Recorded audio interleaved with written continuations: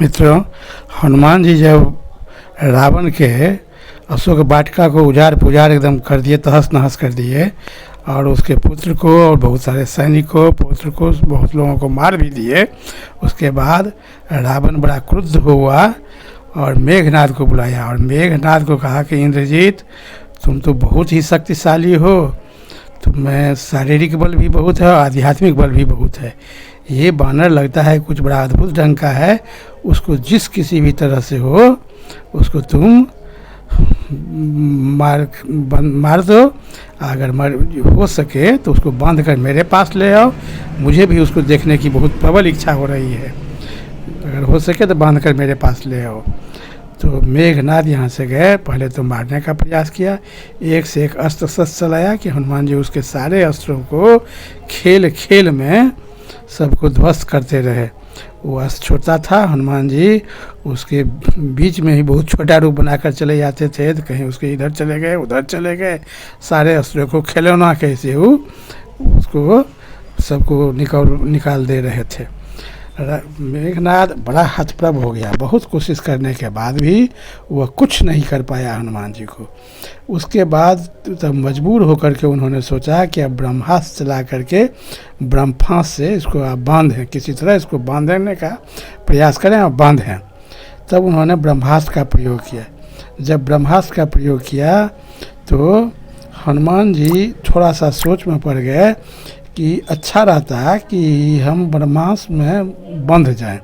यदि बंध जाते हैं तो ब्रह्मा जी का भी मान बढ़ेगा, ब्रह्मा जी हमको बहुत सारा वरदान भी दिए हैं, उनका भी प्रतिष्ठा बढ़ेगा और हम इसी बहाने हमको ले जाएगा रावण के पास।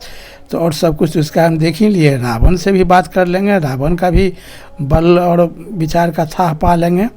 तो रावण से मिलने का भी हनुमान जी का बहुत तीव्र भावना हुआ, इसीलिए ब्रह्मास्त्र में वह स्वयं बन गए। मेघनाद बहुत प्रसन्न हुआ कि हमने इनको बांध लिया। तब वहाँ से रावण के पास जब ले गया तो रावण पूछा कि तुम इसको कैसे पकड़ा? तो कि यह बहुत ही बलशाली है और बहुत ही तेज है और बहुत ही मायावी है। हम एक से एक सारे अस्त्रों को चलाए, दिव्यास्त्रों को चलाए, इस पर में कुछ प्रभाव नहीं पड़ा, सारे को ही खेल खेल में उड़ाते चला गया, हम इसको कुछ नहीं बिगाड़ पाए। हम भी हतप्रभ हो गए एक समय में। तब अंत में हमको ब्रह्मास्त्र का प्रयोग करके इसको ब्रह्मास्त्र में बांधना पड़ा। हम बांध करके इसको आपके पास ले आए हैं, बड़ा मुश्किल से इसको हम बांध पाए हैं। यह बहुत ही मायावी भी है, बहुत बलवान भी है, ये विभिन्न रूप धारण कर लेता है, यह कुछ भी कर सकता है, इसलिए बहुत मुश्किल से हम भी इसको बांध करके ले आए हैं। रावण ये सब सुन करके बड़ा आश्चर्यचकित हो गया। हनुमान जी बड़ा निर्भीक होकर के उसके सभा में खड़े थे। जब रावण के पास ले गया तो बहुत निर्भीक होकर के खड़े थे। हनुमान जी से वो लोग परिचय जानना चाहा कि इसको क्यों भेजा है। उस सबके मन में हुआ, रावण के खास करके मन में, या ब्रह्मा भेजे हैं कि विष्णु भेजे हैं कि इंद्र भेजा है, कौन भेजा है, जरा इस बात को जान लें। तो स्पष्ट तब तक नहीं हुआ था और हनुमान जी को वह बहुत भला बुरा कहने लगा कि तुम बड़ा दुष्ट बानर है। तो हनुमान जी उसको, रावण को बड़ा फटकारने लगे कि रावण, तुम महादेव और ब्रह्मा जी का पूजा करके बहुत शक्ति अर्जन कर लिया है। जब तक तू पूजा पाठ करता था तुम विश्वेश्वरवा मुनि जो बहुत ही प्रसिद्ध थे उनके पुत्र हो और तुम जब तक धर्म के काम में लीन था तब तक तुम्हारी शक्ति बढ़ती गई। अब तुम पाप काम में रत हो गए हो, अब तुम्हारा समूल विनाश होना ही है। सीता के रूप में काल का फंदा तुम्हारे पास आ गया है और तुमको सर्वनाश होना ही है, इसको कोई नहीं तुमको बचा सकता है।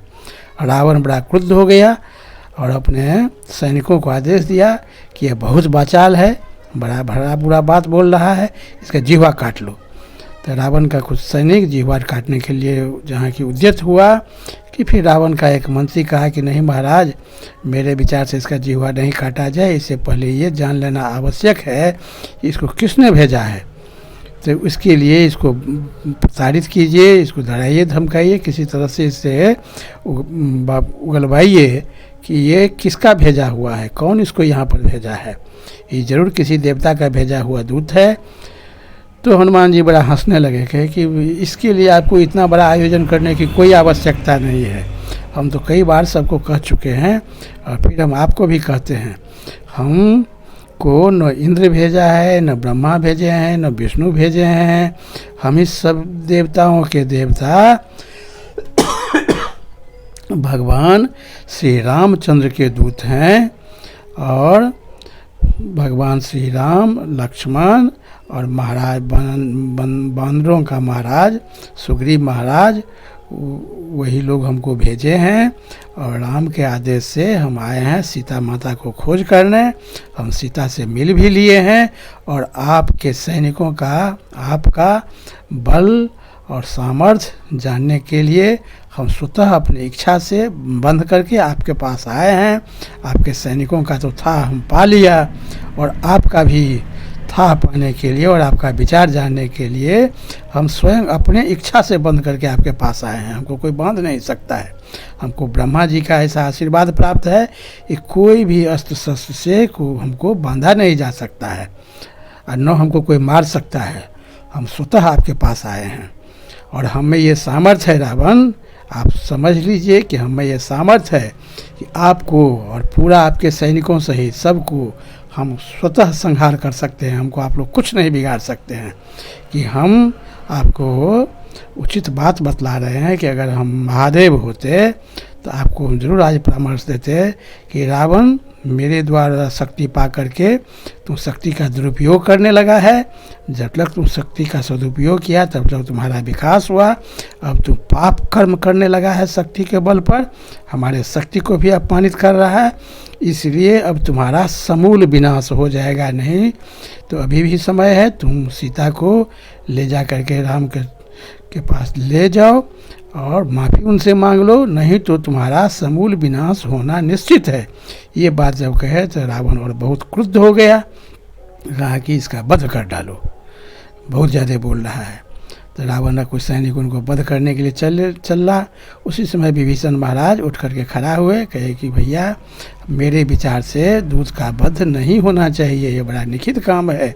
दूत अपने स्वामी का सेवक होता है, उसी के आदेशानुसार बोलता है। आप इसका वध नहीं कीजिए, बड़ा निंदनीय काज है, आप इसको कोई दूसरा दंड दीजिए। रावण का और मंत्री सभी यही बात कहने लगा कि नहीं, दूत का वध करने का विधान कहीं नहीं है, इसके लिए बहुत हम लोग घोर निंदा के पात्र बन जाएंगे। इसका वध नहीं कीजिए, इसको आप कोई दूसरा दंड दीजिए, या तो कोई अंग भंग कर दीजिए, या इसका जीवा कटवा लीजिए, कुछ न कुछ इसको शारीरिक दंड दीजिए, या इसको शरीर में कुछ ऐसा चिन्ह दे दीजिए जो ये अपने स्वामी के पास जा करके सब जो इसको देखे, इसको कुछ शारीरिक दंड दीजिए, वध नहीं कीजिए। तब रावण कहा कि बंदर का अपने पूंछ से बहुत ममता होता है, पूंछ को ही ये लोग अपना आभूषण समझता है, इसके पूंछ में आग लगाकर जला दो। ये जला हुआ पूंछ लेकर के जाएगा तो सबके हास्य का कारण बनेगा, इसका पूंछ जला दो। तब सब रावण के आदेशानुसार सब पुराना कपड़ा, सब सूती कपड़ा सब लाया और हनुमान जी के पूंछ में लपेटने लगा और हनुमान जी अपना पूंछ बढ़ाने लगे। हनुमान जी जितना जितना पूंछ बढ़ाते जाते थे वो लोग सूती कपड़ा उसमें सब ला करके लपेटने लगा, लंकावासी सब और रावण का सैनिक सब, और उसमें घी, तेल ये सब डाल दिया गया। उसके बाद अब आग लगाया जाएगा। तो पूंछ जलाने की बात आई। हनुमान जी बहुत खुश थे, जो करना है करो, इसका कुछ न कुछ तुम्ही को नुकसान होगा। हनुमान जी चुपचाप अपना खड़े थे और पूंछ को बढ़ा रहे थे, और वो लोग उनको पूंछ में आग लगाने की बात कर रहा था सब लोग मिल करके। तो यही सब घटना हुई। अब पूंछ में आग लगाने के बाद अब हनुमान जी क्या करेंगे, ये सब जानने के लिए आप लोग अगले वीडियो में सुनिएगा, अगले वीडियो का प्रतीक्षा कीजिए। तब तक बहुत बहुत धन्यवाद। जय सिया राम, जय बजरंग बली।